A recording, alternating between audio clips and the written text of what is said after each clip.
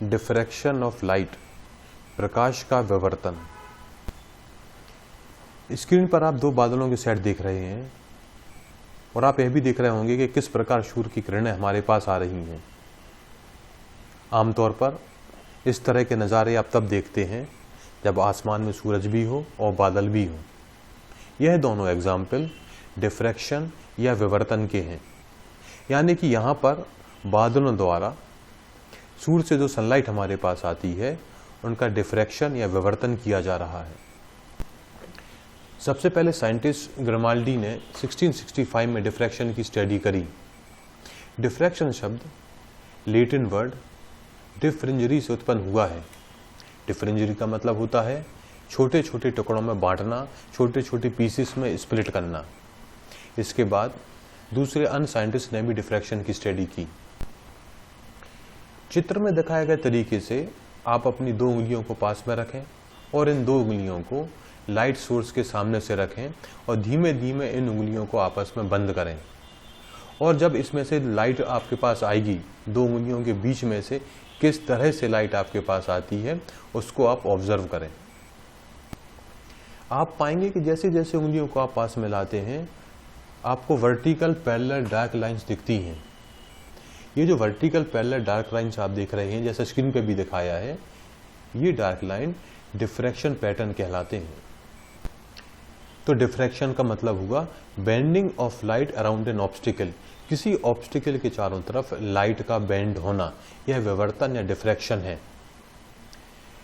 जो ऑब्स्टिकल हमारा है उसकी वेवलेंथ या उसकी तरंगदैर्घ्य लाइट की वेवलेंथ के बराबर होनी चाहिए और डिफ्रैक्शन एक तरह का तरंग प्रभाव यानी कि वेव इफेक्ट है। डिफ्रैक्शन केवल पतली स्लिट या पिन होल से नहीं होता। स्क्रीन पर आप देख रहे हैं एक रेजर के पीछे कोई लाइट सोर्स है। इस लाइट सोर्स से निकलने वाली रेज रेजर ब्लेड के चारों तरफ फैल जाती हैं और आपको डिफ्रैक्शन पैटर्न दिखाई देता है, जैसा कि आप स्क्रीन पर देख रहे हैं। डिफ्रैक्शन दो तरह के होते हैं, फ्राउनहोफर डिफ्रैक्शन और फ्रेस्नेल डिफ्रैक्शन। फ्राउनहोफर डिफ्रैक्शन में सोर्स और स्क्रीन एक दूसरे से बहुत ज़्यादा दूर होते हैं और डिफ्रैक्टिंग ऑब्स्टिकल्स के ऊपर जो इंसिडेंट वेव फ्रंट होती है वो प्लेन होती है, समतल होती है। तो डिफ्रैक्शन ऑब्स्टिकल से निकलने वाली वेव्स भी, यानी जो वेव फ्रंट है वो भी प्लेन होती हैं। उसके बाद उनको कॉन्वेक्स लेंस के थ्रू एक जगह फोकस किया जाता है और स्क्रीन पर हमको डिफ्रैक्शन पैटर्न दिखाई देता है।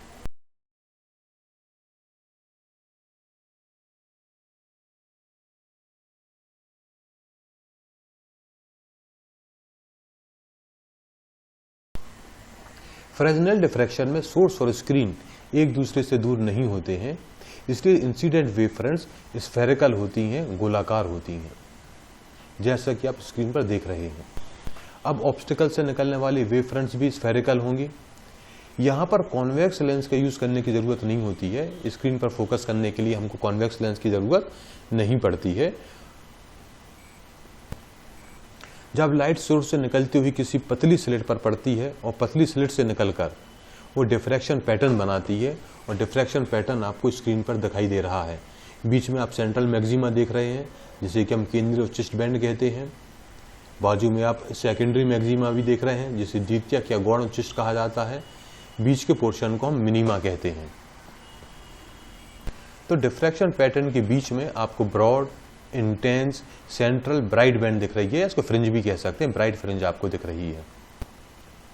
इस ब्राइट बैंड के आसपास आपको कम इंटेंसिटी के सेकेंडरी बैंड्स भी दिख रहे हैं। इनको हम लोग सेकेंडरी मैक्सिमा कहते हैं और बीच में आपको मिनिमा भी दिख रहे हैं। यदि स्लिट की चौड़ाई बहुत ज्यादा है तो लाइट वेव स्लिट से निकलने के बाद बेंड नहीं होंगी, वो सीधी चली जाएंगी, जैसा कि आपको स्क्रीन पर दिखाई दे रहा है।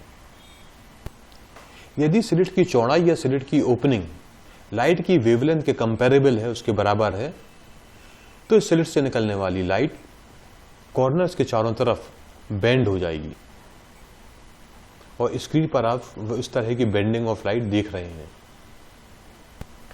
अब यदि स्लिट की चौड़ाई को या ओपनिंग को बहुत कम कर दिया जाए तो लाइट इस तरह से बेंड होती है कि हमको ये लगेगा कि जो स्लिट है वही एक लाइट सोर्स का काम कर रही है, यानी कि पॉइंट सोर्स का काम कर रही है।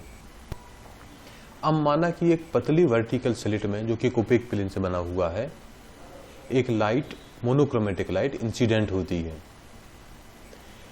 जो स्लिट की विड्थ है a और स्लिट और स्क्रीन के बीच में जो डिस्टेंस है d, यहाँ पर a की विड्थ बहुत कम होती है as comparable to d। d के कंपैरिजन में a बहुत कम होता है। a जो है वो विड्थ की, स्लिट की चौड़ाई है, और d जो है वो स्लिट और स्क्रीन के बीच का डिस्टेंस है। माना कि स्क्रीन के किसी भी पॉइंट पर एंगुलर पोजीशन थीटा है, तो यह थीटा स्लिट सेंटर से स्लिट को a/2 दो भागों में डिवाइड करता है। तो हमारी स्लिट a/2 दो भागों में डिवाइड हो गई है। अब यहां से निकलने वाली वेव्स एक जोड़ी के रूप में, एक पेयर के रूप में निकलती हैं। अब इस स्लिट से जो दो पेयर में वेव्स निकल रही हैं, लाइट रे निकल रही हैं, उनके बीच में पाथ डिफरेंस या पथांतर होगा a/2 साइन थीटा, जो कि आप स्क्रीन पर भी देख रहे हैं। तो डार्क फ्रिंज के लिए, अदीत फ्रिंज के लिए इस तरह का पाथ डिफरेंस हो कि जिस कारण से डिस्ट्रक्टिव इंटरफेरेंस हो। डिस्ट्रक्टिव इंटरफेरेंस के लिए जो पाथ डिफरेंस है वो आउट ऑफ फेज होना चाहिए λ/2 से, और जहां पर लैम्डा जो है वो लाइट की वेवलेंथ है, प्रकाश की तरंग दैर्घ्य है। तो पाथ डिफरेंस हो जाएगा, path difference is equal to λ/2। Lambda हमको मालूम a साइन थीटा है, तो यही फॉर्मूला हो जाएगा a/2 साइन थीटा। दोनों साइड से आप 2 क्रॉस कर देंगे, तो अब पाथ डिफरेंस होगा lambda is equal to a sine theta. यदि स्लिट को हम 4 भागों में बांटते हैं, तो अब इक्वल डिस्टेंस हो जाएंगे, इसके 4 इक्वल पार्ट्स में बांटना पड़ेगा, तो हो जाएंगे a/4। तो अब पाथ डिफरेंस क्या होगा, जो लॉजिक हमने पहले लगाया था वही लॉजिक लगाएंगे। तो पाथ डिफरेंस होगा λ/2 इज इक्वल टू, अब a की जगह क्या आ जाएगा a/4, तो λ/2 is equal to a/4 sine theta. इसी इक्वेशन को हम लिख सकते हैं 2λ is equal to a sine theta. तो nth फ्रिंज के लिए हमको स्लिट को 2n पार्ट्स में बांटना पड़ेगा, तो अब पाथ डिफरेंस होगा, path difference is equal to λ/2 is equal to a/2n sine theta. 2 और 2 कैंसिल हो जाएंगे, तो अब हमारा फॉर्मूला बचेगा nλ is equal to a sine theta. तो सिंगल स्लिट डिफ्रैक्शन में डार्क फ्रिंज कब बनेगी? डार्क फ्रिंज तब बनेगी जब path difference a sine theta जो है वो लैम्डा, 2λ, 3λ, nλ के बराबर हो। स्क्रीन पर आप देख भी रहे हैं कि सिंगल स्लिट डिफ्रैक्शन में किस तरह का डिफ्रैक्शन पैटर्न हमको मिलेगा। बीच में आप देख लीजिए कि ब्राइट बैंड है, बहुत इंटेंस और डार्क है, जिसको कि हम लोग सेंट्रल ब्राइट बैंड भी कहते हैं। फिर उसके बाद डार्क बैंड है दोनों तरफ, फिर दोनों तरफ ब्राइट बैंड है। इस तरीके से हमको diffraction pattern single slit diffraction में प्राप्त होता है, मिलता है। तो डिफ्रैक्शन पैटर्न में हमें क्या मिला? डिफ्रैक्शन पैटर्न में एक हमें बीच में प्रिंसिपल मैक्सिमा मिला, और उसके बाद धीमे धीमे बहुत सारे सेकेंडरी मैक्सिमा मिले। फिर आप स्क्रीन पे देखिए, बीच में आपको सेंट्रल मैक्सिमा दिख रहा है, उसका डिफ्रैक्शन पैटर्न आप नीचे देख लीजिए। फिर सेकेंडरी मैक्सिमा, डिफ्रैक्शन पैटर्न कैसे देखेंगे, और फिर मिनिमा, उसके लिए डिफ्रैक्शन पैटर्न किस तरीके से देखेंगे, वो आपको स्क्रीन पर दिख रहा होगा। तो सारांश में हम कह सकते हैं कि जो मिनिमा होते हैं वो मिनिमा जीरो लाइट इंटेंसिटी की पोजीशन होती है, और वो कहाँ मिलते हैं? वहाँ पे जहाँ nλ is equal to a sine theta है, और n की वैल्यू होगी +-1, +-2, +-3, +-4, इस तरीके से चले जाएंगे। और जो मिनिमा हमको मिलेगा वो क्या लाएगा? First minima, second minima, third minima, fourth minima respectively. तो प्रिंसिपल मैक्सिमा हमको दो फर्स्ट मिनिमा के बीच में मिलेगा। तो फॉर्मूला हमारा था nλ is equal to a sine theta, तो यहाँ n की वैल्यू होगी +-1। तो जो बीच का पोर्शन आ रहा है वो हमारा प्रिंसिपल मैक्सिमा या केंद्रीय उच्चिष्ट होगा।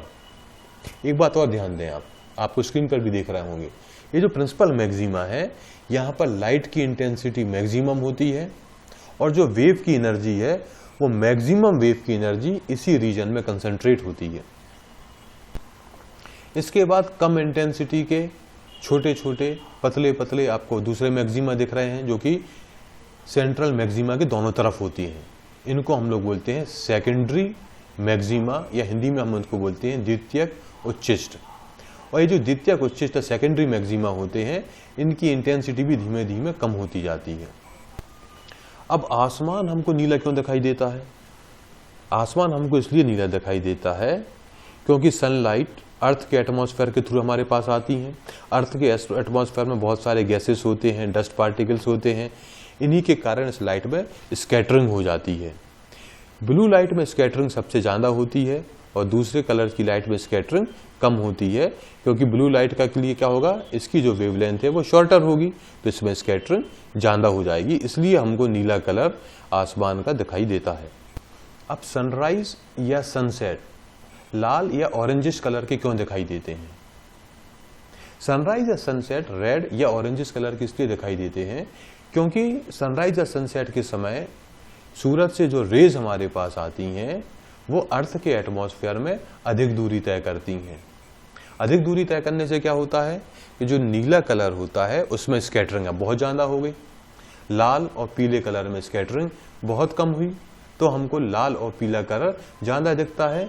इस कारण से सनराइज या सनसेट के समय हमको रेड कलर दिखाई देता है। स्क्रीन पर आप एग्जाम्पल भी देख रहे हैं।